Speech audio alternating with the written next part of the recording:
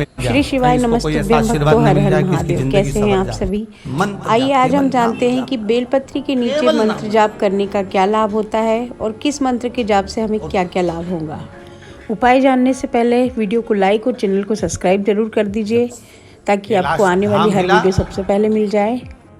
सबसे आखिरी में हिलता है कैलाश, इससे पहले इंद्रलोक हिल गया।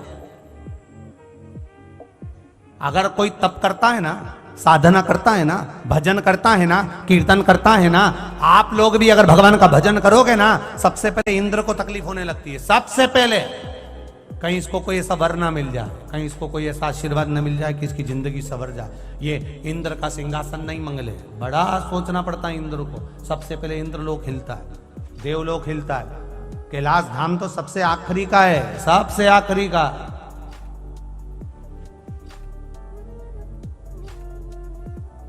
जब सब तरफ से देवताओं हिल गए तब आखिरी में कैलाश धाम हिला। पार्वती जी ने देव अधिदेव महादेव की प्रार्थना करी, हे नाथ, हे करुणा सागर, हे करुणा करने वाले, मेरे विश्वनाथ शंभु, विश्व का भरण पोषण करने वाले, हे भोलेनाथ, आप नेत्र तो खोलो मेरे शंभु, नयन तो खोलिए, नेत्र तो खोलिए। शंभो, हे शिव स्वामी करुणा सागर, नेत्र खोलिए ना, नेत्र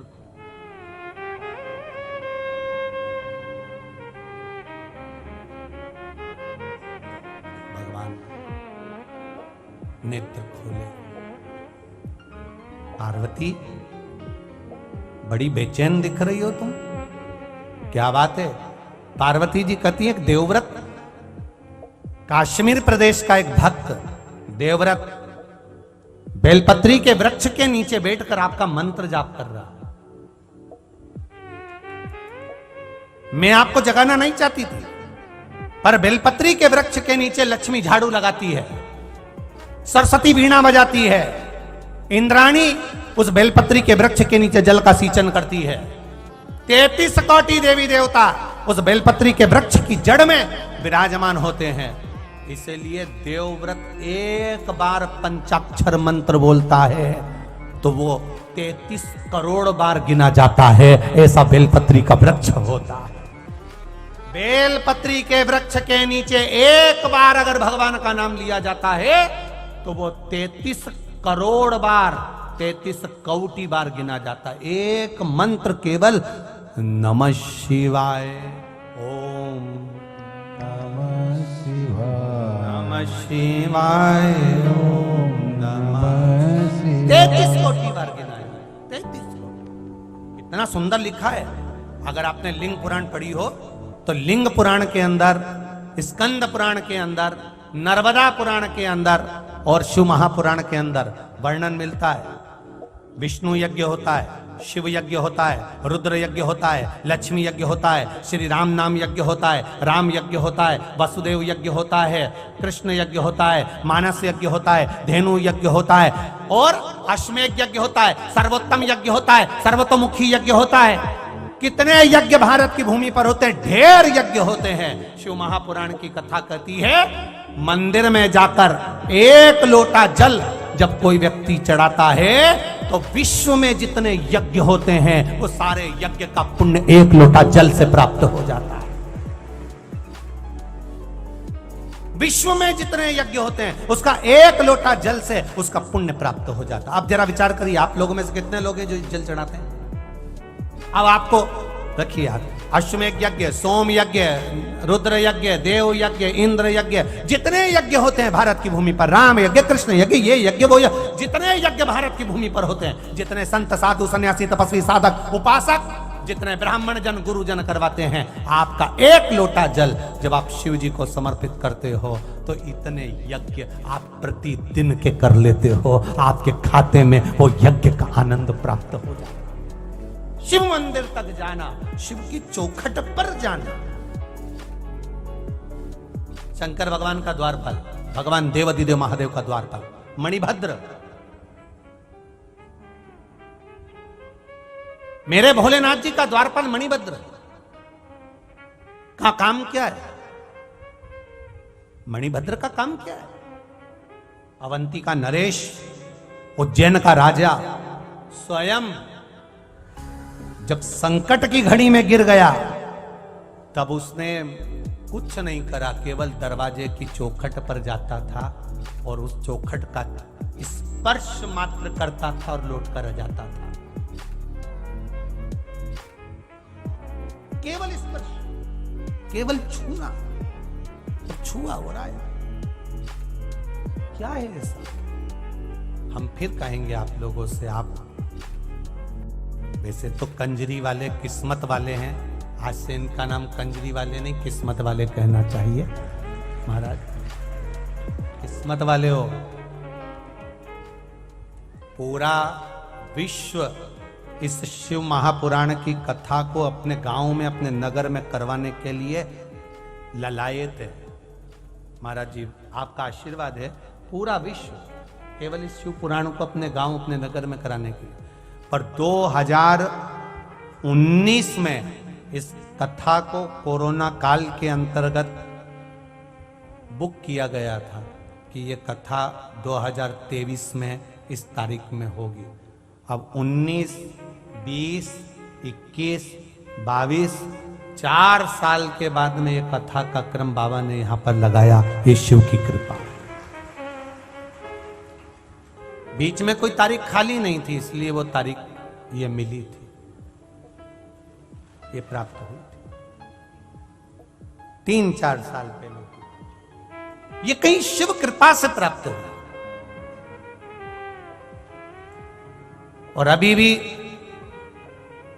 उत्तर प्रदेश में हमारी कोई कथा नहीं है, पर उत्तर प्रदेश में ये संतों ने, जैसे आदरणीय गुरु जी ने, परम पूज्य महंत श्री रामचंद्र दास जी महाराज जी यहाँ सीताराम सरकार की यहाँ खींच लाए, ऐसे ही वहां संतों ने 2 दिन के लिए फिर खींच लिया। ये नहीं है उत्तर प्रदेश में कथा, पर संत खींच कर लिया। ये संतों के लिए हम उत्तर प्रदेश के लोगों से कहेंगे, प्रयागराज के मेले में 2 दिन आप लोग आनंद लो। 2 दिन जो मिल रहा है, मिला है आपको त्रिवेणी शिव चर्चा, उसका 2 दिन आनंद। वहां आसपास के रहने वाले सब 2 दिन आओ खाक चौक में सतुआ बाबा की सेवा ले काम। शाम को 4 से 7 करो त्रिवेणी पर चल, मिला है।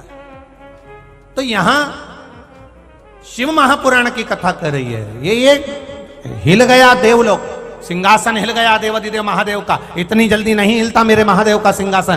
भगवान शंकर से प्रार्थना करिए, आप कृपा करो, आप करुणा करिए, आप कर्म करो, कृपा करिए। भगवान देवाधिदेव महादेव ने पूछा, हुआ क्या ये बताओ। बस वो तप कर रहा है, आसन हिल रहा है।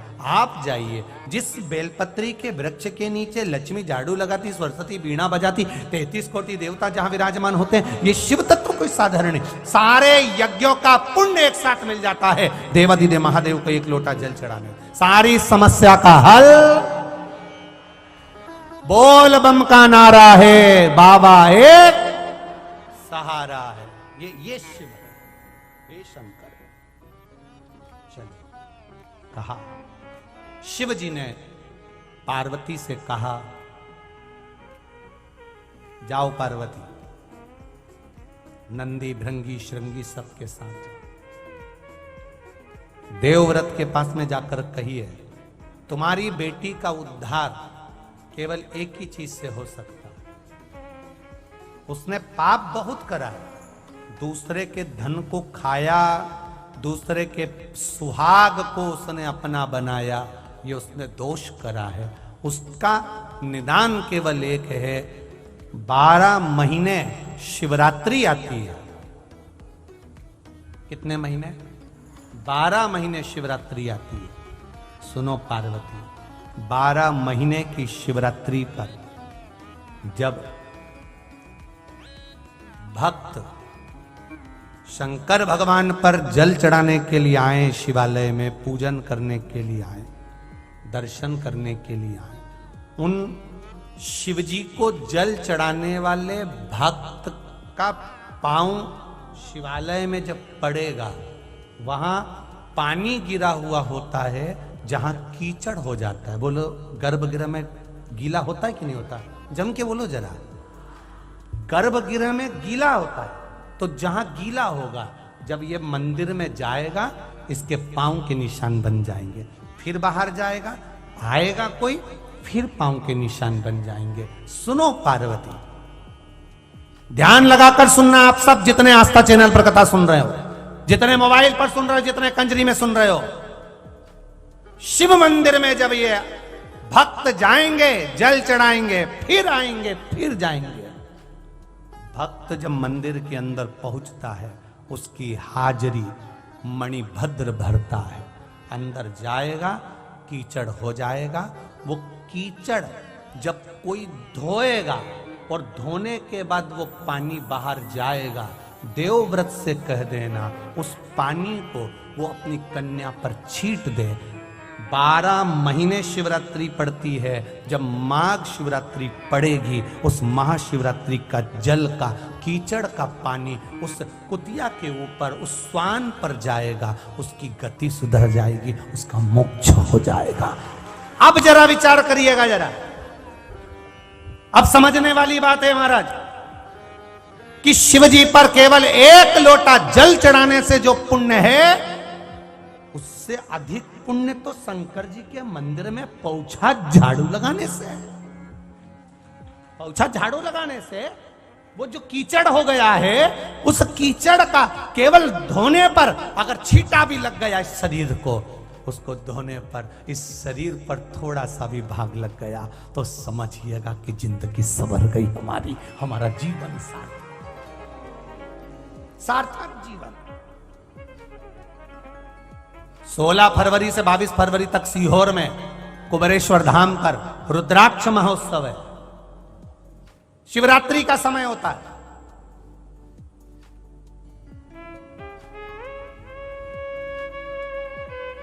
शिवरात्रि के समय होता है। फुलेरा धूज भी बीच में आती है। क्यों इतनी महत्व तक सीहोर के कुबेरेश्वर धाम के रुद्राक्ष की होती है? केवल जितने भक्त आते हैं उस रुद्राक्ष उत्सव में भगवान शंकर का जो गुणगान करते हैं और उस गुणगान के साथ में जो शिव पर जल समर्पित होता है, वो जल का जो महत्व बढ़ जाता है, उसका जो कानन सुख बढ़ जाता है। आप सब भी आइए उस रुद्राक्ष उत्सव में 16 से 22 फरवरी तक पधारो। ये जीवन में बार बार नहीं मिलता, उसका आनंद प्राप्त करिए। उस रुद्राक्ष की महत्वता को जानिए। क्या है उसमें? शिव के मंदिर में जो कीचड़ मच गया, शिव के मंदिर में कल हमने देखा था, यहां से हम जब जा रहे थे तो कोई भाई लोग पानी की बोतल उन सबको जाने वाले पथिकों को दे रहे थे। हमने देखा कोई किसी को प्रसाद दे रहा था, कोई किसी के लिए कुछ दे रहा था। देखकर प्रसन्नता हुई। क्यों? तुम्हारा धन किसी काम का नहीं। अगर शंकर के भक्त कहीं निकल कर जा रहे हैं और उनको अगर आपने पानी पिला दिया, कुछ खिला दिया, तो तुम्हारी जिंदगी तो वैसे ही सार्थक हो गई। माघ का महीना और शिव महापुराण की कथा, और मौका मिला ये दोनों हाथों से लुटाने के। हम जजमान से ज्यादा धन्यवाद तो जिग्नेश भाई के परिवार को देना चाहेंगे कि कितनी कृपा हुई है। ये गुरु की कृपा हुई, तब जाकर ये ठाकुर जी आपके घर में 7 दिन भोलेनाथ जी विराजमान हुए। परमार जी, बड़ी कृपा ये जिग्नेश भाई पर हुई है। हम कहें ना जाने इनके पिताजी या इनके दादाजी, कोई ना कोई शंकर का भगत होगा, ये पक्का कहता हूं, ये पक्का मेरा विश्वास है कि इनके परिवार में कोई ना कोई, इनके पिताजी अगर शिव के भक्त होंगे या इनका दादाजी शिव का भक्त, कोई ना कोई शंकर का भक्त होगा, तब ये शिव पुराण वहां पहुंची है। बहुत कठिन है, बहुत कठिन है, बड़ी मुश्किल से कहा शिव तत्व की ओर चलो, शंकर का। देवव्रत की कन्या 12 महीने शिवरात्रि पर शंकर के मंदिर के बाहर जाकर बैठ जाती। पंडित जी जब झाड़ू लगाते, धोते, उस धोने की धोबन का पानी बाहर जाता और वो कुतिया उसमें लोट लगा लेती। बस निकलता गया समय, महाशिवरात्रि आ गई और उस महाशिवरात्रि के दिन उस पर जो जल का छींटा पड़ा, सुंदर स्त्री बनकर हर हर महादेव कहकर भगवान शिव के धाम चली गई। ये शिव तत्व है, ये शंकर की कथा, ये शिव का गुणगान, ये शंकर का। महाराज आगे वर्णन आया श्री कुंदकेश्वर महादेव जी का। भगवान देवाधिदेव महादेव कुंदकेश्वर के रूप में विराजमान हुए, भगवान शिव कुंदकेश्वर के रूप में पधार रहे हैं। जोरदार ताली बजाकर स्वागत करें और भाव भक्ति के साथ आनंद के साथ आज की कथा यहाँ विराम की ओर ले रही है। कल वही कथा का समय आनंद लेते हुए आगे बढ़ेंगे। 30-31 जनवरी 2 दिवसीय त्रिवेणी शिव चर्चा शाम को 4 बजे से 7 बजे तक सतुआ बाबा सेवा शिविर, खाक चौक, महावीर रोड, खाक चौक पुलिस थाना के पास माघ मेला प्रयागराज में रहेगा। शाम को 4 बजे से 7 बजे तक प्रयागराज के आसपास के सभी भक्तों से निवेदन है, टीवी पर कथा आए ना आए, आप बड़े प्रेम के साथ में शाम को 4 बजे से 7 बजे तक कथा का लाभ लें। 2 दिन उत्तर प्रदेश की पावन धरा पर यह मौका मिला है, प्रयागराज की भूमि पर। 3 फरवरी से 9 फरवरी तक बुरहानपुर की पावन धरा, ब्रह्मपुर की पावन धरा पर सुंदर नवीन कृषि मंडी में 2 बजे से 5 बजे तक शिव महापुराण की कथा का लाभ लेंगे, अपने जीवन को सार्थक बनाएंगे। और आसपास बुरहानपुर के जितने भी भक्त रहते हैं, बाबा ने मौका दिया है, शिव महापुराण की कथा को सुनकर अपने जीवन को सार्थक बनाओ। जैसे लोग कुंभ के मेले में जाते हैं कल्पवास करने के लिए, आप भी कल्पवास करिए बाबा के पंडाल में आनंद लेते हुए 7 दिवसीय शिव महापुराण का। हर हर महादेव। संतों को नमन करते हुए श्री शिवाय नमस्तुभ्यं भक्तों, हर हर महादेव। वीडियो पसंद आए चैनल को लाइक सब्सक्राइब शेयर अवश्य करें। कमेंट बॉक्स में श्री शिवाय नमस्तुभ्यं हर हर महादेव जरूर लिखें। धन्यवाद।